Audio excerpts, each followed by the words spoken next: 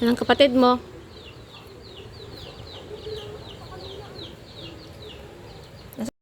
Napapakamot nga ng ulo yung ate namin dyan kasi pinapahanap ko sa kanya si Bunso. Ayan nga, ang bunso namin ay laging wala sa bahay at laging di mahagilap at kung saan saan nagsusuot. Pinapahanap ko kasi tanghali na, mga pawisan na sila at kailangan na nilang maligo. Doon nga yan sila maliligo sa may ibaba, sa may tinatawag naming tarog. Sa mga di nakakaalam, ang tarog ay isa siyang tubig galing sa ilalim ng lupa. Opo, may tubig po talagang galing sa ilalim ng lupa at wala nga yung bayad. Yun nga ay libre at yun yung gamit-gamit namin dito. At sa marami pang ibang lugar sa Pilipinas, especially sa mga taga-bukid. And one of these days, bababa nga ako sa tarog para ipakita naman sa inyo nang makita nyo naman kung ano nga yung tinatawag naming tarog. Yung mga anak ko nga ay bago pa makababa ay namulot pa ng sisiw at tuwang-tuwa pang ipinapakita sa akin. Habang sila nga ay naliligo, ako ay nagsasaing naman din sa aking dream kitchen dahil hindi pa tapos yung aking kusina. Dito nga pala sa aming lugar ay maraming mga hayop sa paligid. At hindi ko tinutukoy yung kapitbahay namin dyan, literal na mga hayop talaga, kagaya niyan, manok, pusa. Share ko nga lang din, baha rin pala yung aming ilog dito. Gawa nga nung walang tigil na ulan, gawa ng bagyong Inday. Kaya nakisili pa yung pusa ng anak ko. Maritis din. At habang kami nga ay nakikipagmaritisan sa ilog, malapit na ngang maluto itong aking sinasaing dito sa aking dream kitchen. Hindi ko nga lang alam kung dream ba ito o nightmare. Aba, ako'y napapatuwa at minsan napapaiyak. Sa uso. Hirap din ng ganitong buhay.